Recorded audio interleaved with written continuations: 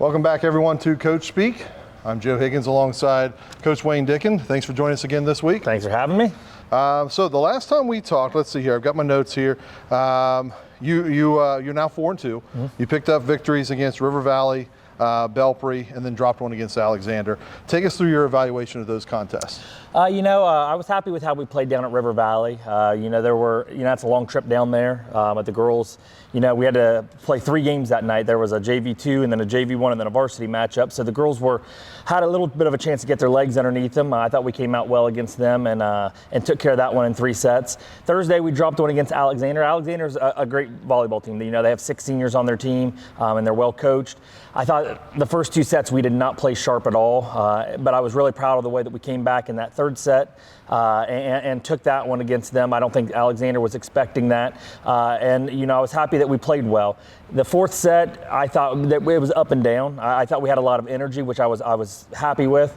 Unfortunately, it just didn't turn out in our favor that night. Luckily, I told them in the locker room we get them again this season, so hopefully we can flip the table on them, and when we go down to Albany and play them later this year.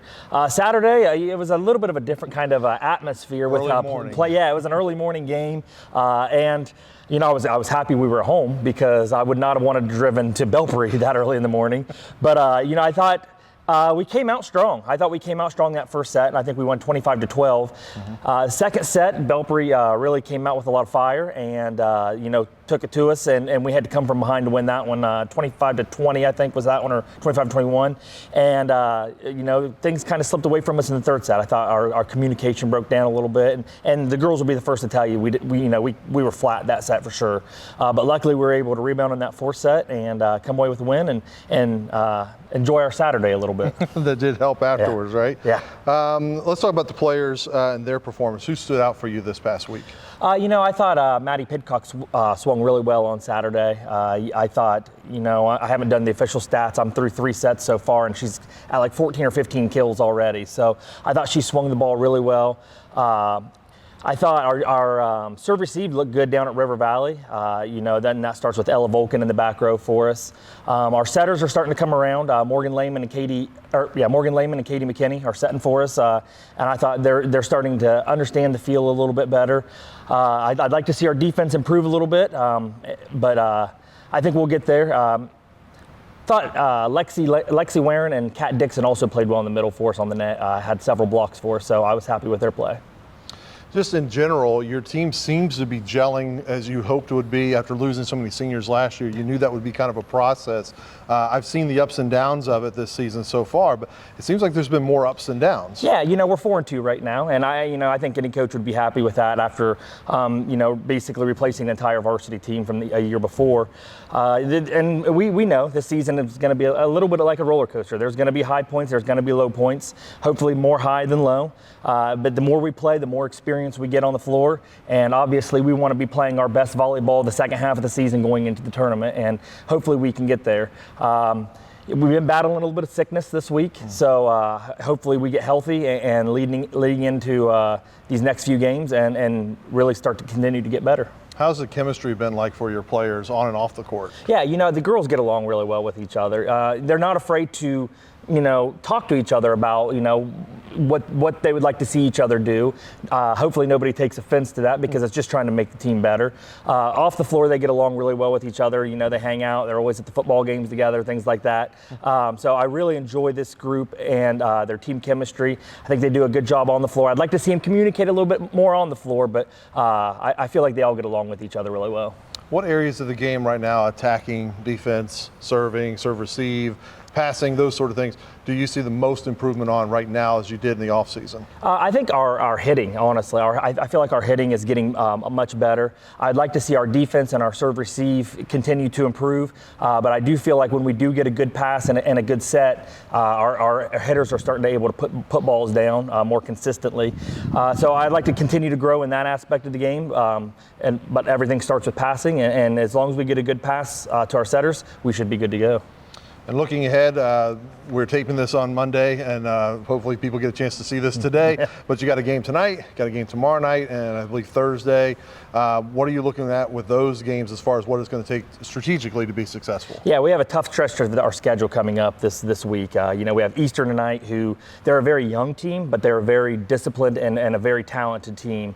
So hopefully, we have them at home tonight. Hopefully, a home court advantage will take play there, and we can come out with a win. Tomorrow night, we're also at home against Vinton County, and Vinton County is a team that's also trying to find their identity a little bit, and they're improving every game. They had a great weekend and a little tournament that they were in. So hopefully we can get back into the win column and TVC Ohio Division play tomorrow night. Thursday's a big one. We go to Athens and play the Bulldogs, and they're a very, very talented, very well-coached volleyball team. So I don't want to look forward to Thursday night. We want to take care of business tonight against Eastern, but we're going to take it one game at a time and hope we can come out with more wins and losses. All right, great job, Coach. Wayne Dicken joining us here on Coach Speak. We'll check in with you again next week. All right, thank you. Thanks. My name's Dee Dee Loge, and I'm owner of Pidcock Glass in Nelsonville, Ohio. If your home is in need of 1, 2, or even up to 12 vinyl replacement windows, Pidcock Glass can help. Please call Pidcock Glass at 740-753-4527. Welcome back, everyone, to Coach Speak. I am Joe Higgins, and with me today is Rusty Richards, coach of the Nelsonville York football team. Coach, coming off of a 46-7 win over Logan, you avenged a loss to the Chieftains last season. Walk us through the prep for that game and then the execution you saw for your players on Friday. Like I said, last year they beat us. We didn't play our best game, but they outplayed us. They outgained our yards, whatever. But this year, there wasn't no overlooking Logan by the kids, and then to add a little fuel to the fire, there was 3 or 4. I don't know who does it, but the Logan Barstool, and they attacked like 3 or 4 of our kids, and that brought them out pretty amped up. So I don't know who did that, but I'd like to thank them. Ask Cole Grove to do the same. Yeah, maybe Cole Grove do the same this week for us. And our kids were ready to play, and even the ones that didn't, that's their teammates, and they took offense to that also. So that was nice. It was a little extra motivation. You talked about that in the post-game show with Andy Hudnall on the sidelines with us on the broadcast, and he mentioned the energy, and that was pretty apparent. Looked like your team was able to keep their foot on the gas for most of the game. That's got to be pretty satisfying to see as a coach. Yeah, we want to start fast. Always, we didn't feel like we started our fast against Trimble, which in a rivalry game. So, we start fast like that, and with our running style, and then you're going to force these teams that like to also run like us to have to throw and get out of their element. So, yeah, it was nice. I mean, it was 19-0 in a matter of about 8 plays offensively for us. Yeah. So I was tickled to death. What were your takeaways overall from the Logan game? If we can run the ball like that, we had over 400 plus yards rushing. I think it was 12.3 a carry. That's pretty easy to call plays. Just run off tackle again. So, and that's going to open up our, 2 of our passes. Alec Thompson was wide open, which again, off play action, which the run sets up that play action. So, yeah. Who stood out for you on, we'll go through offense, defense, special teams. Offense first. Offensive line. Yeah. Austin got there, had 17 rushing. Carries, 230-some yards. Dakota had, 12 for 126, which is, again, 10 yards a pop. And then Walker, but it all starts up front with our linemen.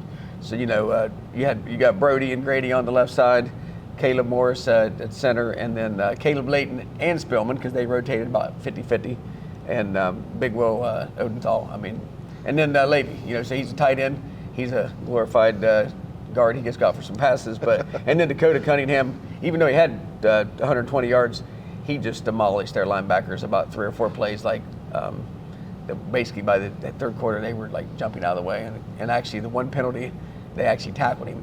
They went low and took out his knees and he didn't have the ball. Austin did, so they were basically just getting out of the way. So those kids blocking, and then you got to give it to Cam. He still got to turn around, make the right calls, get the ball to the right people, and but our offensive line dominated. Yeah, and Cunningham, as you mentioned, heard people about running angry. He was blocking angry. He was running angry. He was celebrating angry. He was playing hard that night, as all your team was. Yeah, like I said, when he blocks like that, people, a lot of times we're leading him up on the inside linebacker, outside backer. So he blocked tremendously. So yeah, tickled to death. And then when he runs the ball, we was able to get him back in the eye a little bit. Walker Stone played some fullback. Did a pretty good job for his first time ever probably playing fullback in his life. Wow. He made some nice blocks. And like I said, when Dakota gets 8, 9, 10 yard hit, I wouldn't want to get in front of him. So I'd hit him in the ankles because he'll punish you. How about on the defensive side of the ball? Caleb Layton. I mean, outstanding. 3 sacks, I believe. 3 sacks. He had 5 tackles Pressures. for loss. Probably 2 or 3 more. Yeah, pressures, and he's got 12 tackles for loss in 2 games. I mean, that's like sometimes maybe a career. Yeah. Well, that's a great year. Yeah. And he's done this all in 2 games, so he's leading us in tackle from defensive tackle, and usually your defense is set up for your linebackers to lead. So they're not far behind him, but for him to be above them in 2 games is just crazy. Yeah, I wondered, because the past couple of years, Jaron, his brother, was a year older, and they kind of battled for that bragging right to who's going to have the most tackles. Now he's not here; it's all Caleb. He hasn't missed a beat. Oh man, he's like I said. Well, last year he slowed down there for about 6 weeks. He had to play with that big club on his hand, and you got to use your hands. So when you're only playing with one, and he still did pretty good. I mean, he did good. He's dominant. The last 2 games he's dominated.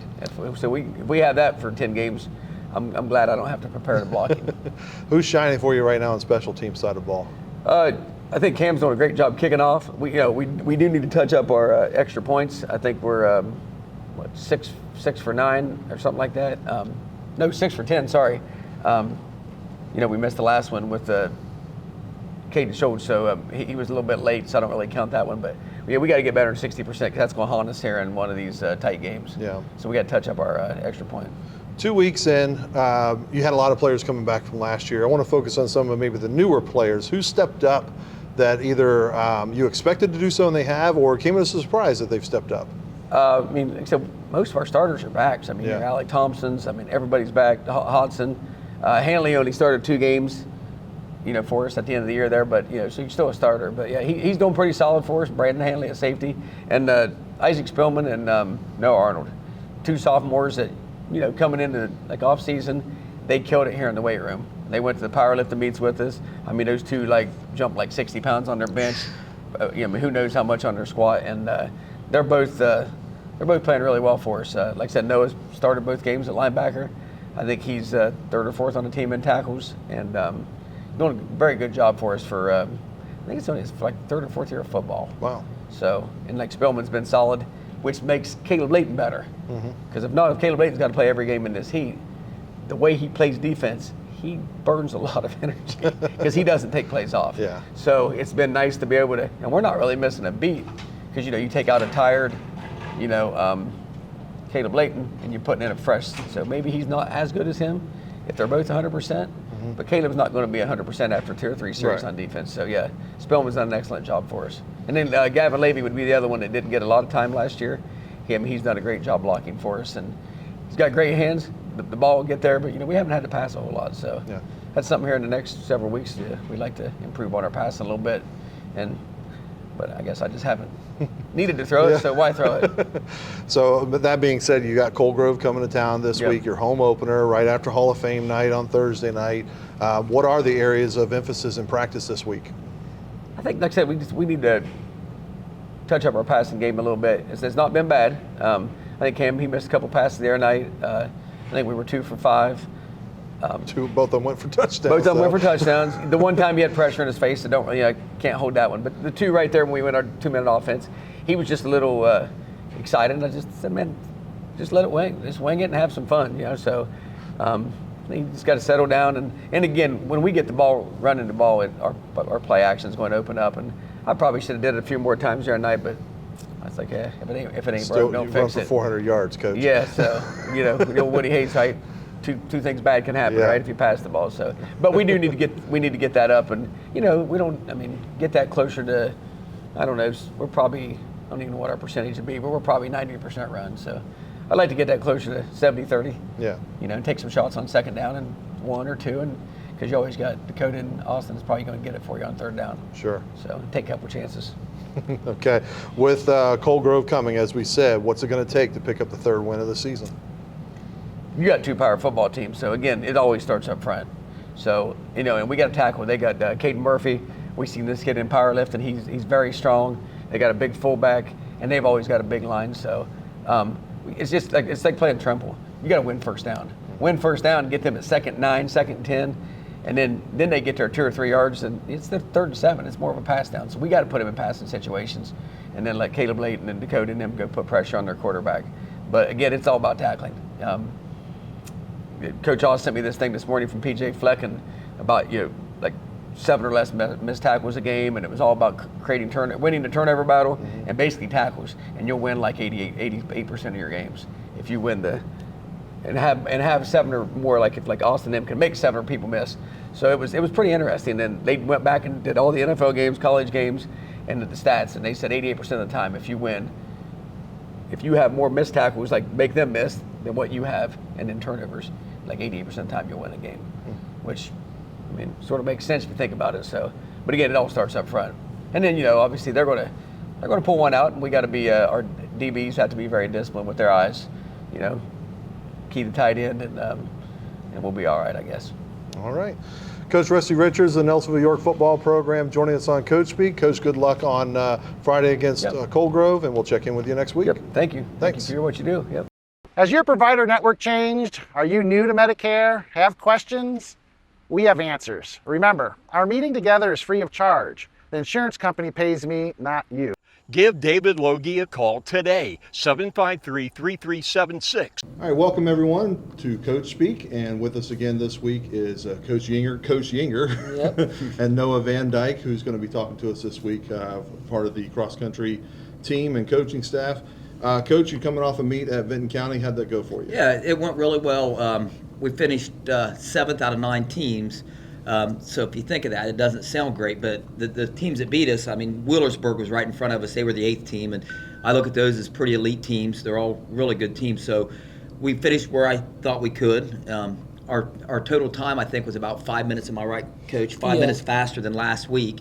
So they take each of our 5 scoring runners and add that time together. So we was like 5 minutes faster as an overall team. Coach Yinger, as I call him, young Coach Yinger, he went through some numbers yesterday, and right now our team's setting 12th in the region, or I guess our district, 12th in the district, which would qualify us to the regionals as a team if we can finish there. So we got some work to do, but we definitely made some progress this weekend. The kids, I think everybody ran at least a minute. Some kids ran 2 to 3 minutes faster than last week. So our times did come down. Noah here had his fastest time by probably 2 minutes or something like that, and he was 20 minutes. About 2 minutes. So he had a sensational race, finished second as on our team for us, and so we definitely see progress. And I think each week is going to get a little better and a little faster as the kids get more confidence in themselves.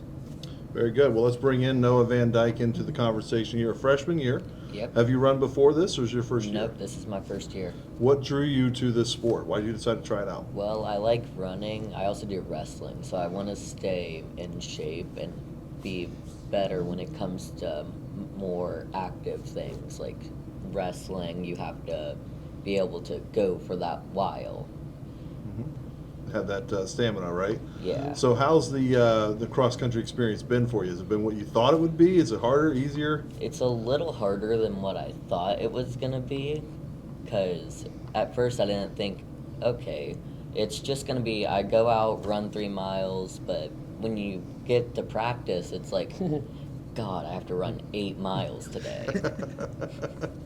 What's your focus when you are doing this event? You talk about to keep in shape for wrestling, but I imagine now that you're in it, the goal is to do a little more than that. Finishing second's a pretty good step towards that. Yeah.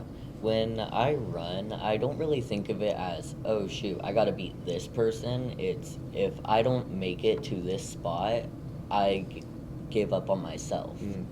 And if I don't, and if I give up on myself, that's just me disappointing myself and not doing the best I can. So we talked about this last week, Coach, the mental aspect of this sport. That seems to be what you're adjusting to so far. Yeah. How do you stay focused during that? When I mostly like to look at the other runners and say, I just have this little bit to go. If I pass them, it's that bit more. So each step, one by one, to get past the next competitor there. What's been your favorite moment so far, a moment that stood out for you this season? Probably taking 36th in the Benton County race.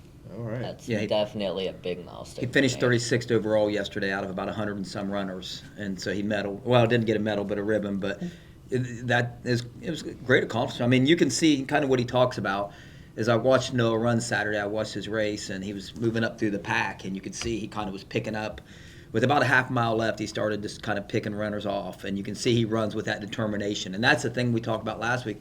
Running is not easy. It hurts, and it mentally hurts. And sometimes you just say, hey, I want to walk, but you can't. And I seen Noah. I mean, his determination on the track on the course is amazing. You can just see he's focused and wants to get through it, and he's going to do the best he can every race. Noah, last question for you is, what are your goals for this season now? At least make it. We got more races coming up. My goal is to do better every time and not give up on myself. If I can keep a steady 20-minute race pace or a little under, I'll be good with myself. Coach, what goals do you have for Noah? Definitely, me and Coach Yinger here talked earlier in the year. Noah came out, and he was one of our slower guys at the beginning of the year, and we wasn't sure where he was going to fit in with us, and he was running probably about 25 minutes, 10-minute miles. And man, in the last month, he's just really started to excel. And as we look at him and we watch him run, I think me and Coach Yinger both agree he's got a runner's build, and he's definitely becoming a runner that we think I think he'll be down in the 19s here before long. And I mean, his first race was like 22 minutes or something last week, and then 20:05, like almost flat 20 this week. And I seen being down in the 19s before we know it. And I think, he talks a little bit about wrestling. He is one of our wrestlers. Noah's new to our school this year, came here from Trimble. Okay. And so, he went to our wrestling team camp with us over the summer, and that was his first experience of kind of getting to know me and Coach Yinger a little bit. So, we have big goals for him. I mean, he's working hard, and I've seen him really grow up a lot in this short amount of time. So I think cross country is, in the next couple of years, he's going to have unlimited potential.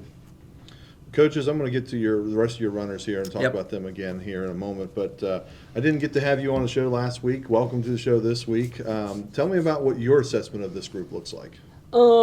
Definitely one of the things I think, obviously, I pride our group on and have always prided some of our past runners. And now we've had a few new guys in Noah and in the junior high. Just toughness and just having that ability to, hey, no matter what, I'm going to get through it. And have the ability to stay focused, usually our 5Ks, our races, to find a way to finish the best I can and have that grit and toughness to get through it. Right now I don't look too much. I'm looking obviously at the end of the year right now. One of the things I want to see with this group is them learning to run together. When you're racing, there's a lot more that goes into it than you see at the eye. Like, 100-meter dashes, you just kind of go and you gas it and you take off and you're done in 15 seconds or whatever. Some high school kids are 11 seconds. With the 5K, you really got to learn to pace yourself and kind of learn to the feel of your pace. It's hard when you're running for 20 straight minutes to go, hey, I'm running too hard right now or not hard enough. So these guys are all trying to kind of learn the feel of running. And Noah, especially being a young runner, he's got to learn that kind of feel of, hey, I can go a little bit faster now. And you kind of saw at the end of his race, he realized he had a lot more left and he had a mile left. So he really started to pick it up and started to pass a lot of runners. And so with this group, one team I really want to model kind of after is Southern. Southern has a great cross-country team. They were either second or third this weekend. I think second. Beating Catholic. Yeah, and they beat Venn County, who's always a great team. But you watch their team, they're all great runners, don't get me wrong, but they don't have one kid that's always like in the top 3, but all their kids are like from 10th to 15th, like all 5 of their top 5 runners, and they all 5 run together because they've learned to train together, push each other, and that's kind of how I'd like to model our team. I don't need anybody to stand out and do too much. Obviously if they can be faster, great, but I want us all to learn to kind of run that pace together and be, that team that, hey, we're kind of like a pack, right? Like wolves, right? Run together, that we keep just building each other. And that's kind of the goal for me right now. And if we can do that, then I know our time is slowly going to get faster and faster. What is that advantage of running together in that pack? Is that so that if someone is starting to let up a little bit, they'll know the other ones are going and stay back up there, that sort of thing? One of the things I talk about and we teach, and I kind of actually, I think, just had that talk Noah today because he's all been one of my previous runners, is birds. When birds fly south to the winter, you got to think about how they fly. They fly in that V. It's because that front bird's taking the wind. So that front bird's doing all the work. Mm-hmm. After 5, 10, 15 minutes, however long the birds rotate, then the one in the back goes to the front and they shift back. So with the best teams, you watch Unioto's one I really like to watch. Fairfield Union was state champs last year. Southern's really good about it. They make 2 to 3 boys always run together, or girls, whatever race it is, and they have to stick together, and one runs on the other heel of the other one, like a bird, one's here, and they make them all stay together because then they'll take breaks and take turns with each other and just also keep motivating each other. And the cross-country course is about usually 5 to 6 feet wide at max. So if you have 2 to 3 boys all right there beside each other, they take up a good bit of the course. And they always have 3 to 4 boys that are swarming around Stevie Blair. And it's a pain for him to get around them. And I know it really bugs him up a little bit and bothers his pace. But it's an advantage to them, though, because they're now just bothering every other runner that's near them. And they don't care because they're all running their good pace together. And it's a big advantage. And that's why I'd like the team to get to that, where they can learn, our guys can learn to help each other and build each other up. It is certainly interesting because you think of cross country as more of an individual sport, because somewhat like wrestling, right? Where you're only out there by yourself. But when you have that group mentality, that's something I hadn't thought about. Yeah, it's really interesting. And you really do learn to start to pull each other, and that's the other thing. And it's just like I said, the birds. You learn to pull each other. When you start to pull each other's teammates, it makes a big difference. I was watching one of our runners. I can't think of who it was. Maybe it was Stevie. Because Stevie kind of gets out there by himself on our team. He gets out early. He's by far our fastest runner. But I seen him having a hard time, and I think it might have been the Southern kids getting around him. They were, you call it running wide, and especially if you get 2 or 3 teammates together, and they'll open their arms up a little bit, and it's hard to pass, and you're using extra energy to get around them. Yeah. So it's nice to see these guys run as a pack. I know Noah ran with Raiden Boney this weekend. They were real close together, and I know that's one thing that pushes Noah, and because Raiden's one of our runners also, and they ran together this weekend, and so you run together, it's going to make you motivated to beat your teammate, and I think that's, like he said, we're trying to get to that point too. Raise each other's bars, that's what it's got to come down to, and that's what today is. We had only a few of us are high school boys out at practice today, but we went and ran 8 miles a day, and obviously Raiden was one of them, and Noah was there, and Stevie, and obviously it wasn't an easy run. We went and ran for 70 minutes, That's no easy task, but once we all learn to run together day after day, that's when your paces slowly start to all merge together, and you see kind of, obviously that's, like a team like Southern, that's their goal. Is, hey, every day they're going to run together, all push each other, not let each other fail. That's kind of where you got to get to, especially in cross country. That's excellent. Well, coaches, let's transition to the rest of your team. Who stood out for you this week, and what did you like from what you saw? We mentioned him earlier there, and talked a little bit about him. Is Stevie Blair. He was got some results here. He was 22nd this weekend. Ran an 18:52. Last week, our first race, he was right at about 20 minutes, so he's about a minute, 10 seconds faster. Courses vary, so that can vary times also, but I think he did run a little faster. I think he's starting to get to where I think we can get him down into the low 18s. I'd like to see him really get down around 18:10, 18:20 here in the next few weeks. Stevie medaled again, though. He was 22nd. Noah Van Dyke was 36th with a 20:05, and so he dropped his time, like I said, about 2 minutes. Congratulations. That's where you wanted to be, was around that 20-minute mark. Yeah, and now his goal has to be in the 19s. I mean, that's huge. I mean, to drop under 20 minutes in a 5K is starting to really get there, and so he did a great job. And then we had Raiden Boney again. Raiden's been in the top 50 both races. He was 49th, 20:54. So again, under 21 minutes. And that's kind of what me and Coach Collin talk about. We want everybody to get under that 21-minute mark. Once we start getting under 21 minutes, then we're not going to be satisfied. Now we're going to start pushing to get closer to that 20-minute mark. And as a team, each one of those kids, like I said, score for us on that time. So we have to get each one, to drop that time a little bit. Raiden's done a nice job. And then and we came back with one of our former runners who hasn't ran with us this year, was Derek Mason. Derek did a great job. He was 58th at 21:43. So Derek ran with us last year. Decided this year through the summer he wasn't sure he wanted to run, so he played football. But he came to me at the beginning of the week and said he would like to run still and try to do both. So we invited him back, and he was under 19 minutes, 18 last year at the districts, right? Like an 18:50. Yeah, 18:50 at the district. So I mean. And right now he's 21:50 for his first race.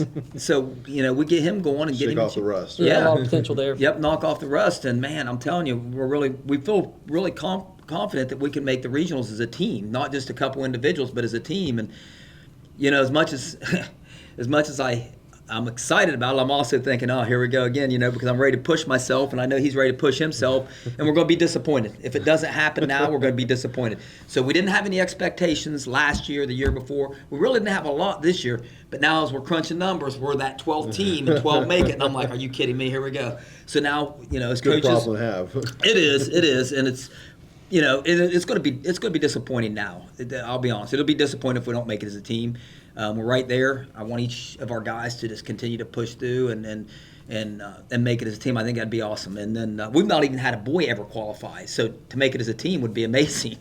So, and then another one of our runners is Collin McKinney, and I'm not sure. He was like 22 minutes. Yeah. Yeah, 22:03. So he knocked 2 minutes off. He was 24 last week, down to 22. But we know he's a kid that can be in the 20s. During the Parade of the Hills 5K, he was our second runner. He ran that in 20 minutes, and that's the toughest race we'll run.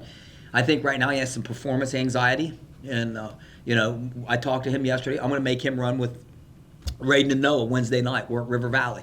And I'm going to tell him from the get-go, you have to stay on their heels. You have to run with them. And I think Collin just needs to realize he knows he can run with them, but I think the performance anxiety is just holding him back a little bit. Yeah, good athlete. And, yes. Sure. But that's that mental part that you have to learn in the game. Well, in cross country, like I said, track, you run 100 meters, as soon as you're done, you're done. It's not, you don't take that endurance. It's anaerobic rather than aerobic. With cross country, you start to get in that box, you get nervous, you drain a lot of your energy mentally. Yeah. And then your legs start to get heavy and you've not even started running. And then now you're just expecting to hopefully run, 6 minute, 30-second miles for 3 miles, and your legs are already exhausted before you went out in the race.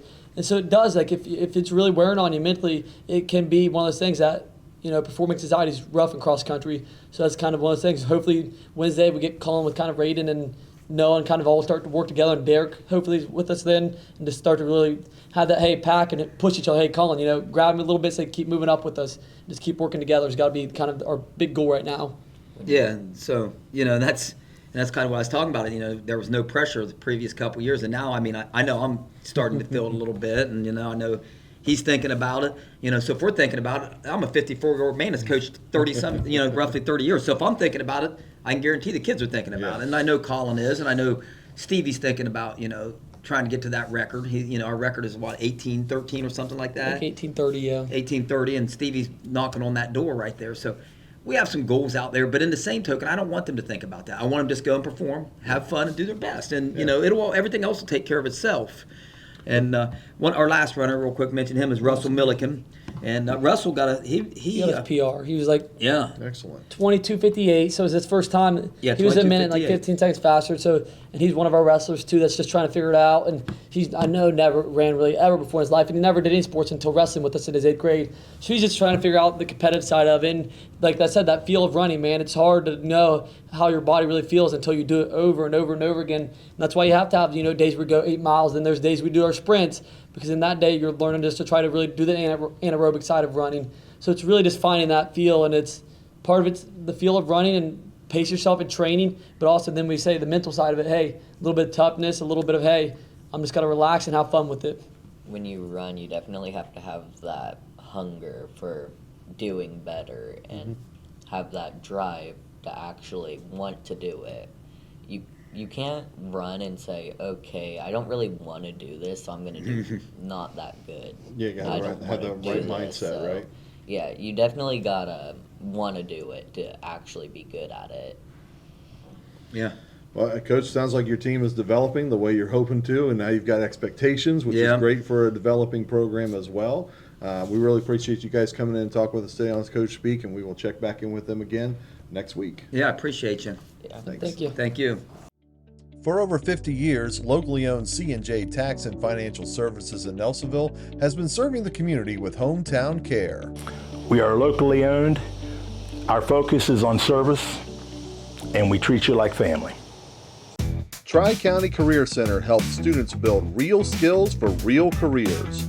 High school juniors and seniors can jumpstart their futures with hands-on training in healthcare, construction, media, and more. Visit tricounty.cc today.